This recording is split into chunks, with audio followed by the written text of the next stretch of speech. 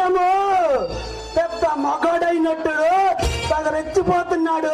నువ్వేంటే వాడికన్నా ఎక్కువగా మాట్లాడుతున్నావు. మా చేతిలో చావడానికంటే. నా భర్త అంటే ఎవరనుకుంటున్నావురా? నీతి నిజాయితీకి ఎవరైతే శిఖరంలో నా భర్త. నా భర్త లాంటి ఎంతో కొంతమంది నిజాయితీ గల ఆఫీసర్లు ఉండబట్టేరా మీలాంటి వరాచకాలు ఇంకా ఆగుతున్నాయి.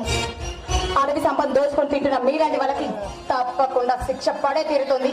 వారి చేతిలో ఉరి ఖచ్చితంగా పడుతుంది. నేను దొరికినప్పుడు పట్టుకున్నప్పుడు అప్పుడు శిక్ష పడుతుంది.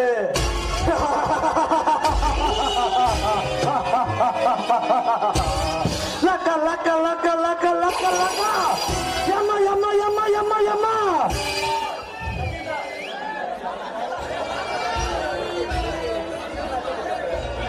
నిన్ను క్షమించడమా? నన్ను క్షమించడం ఏమిటి? ఈ రోజు నిన్ను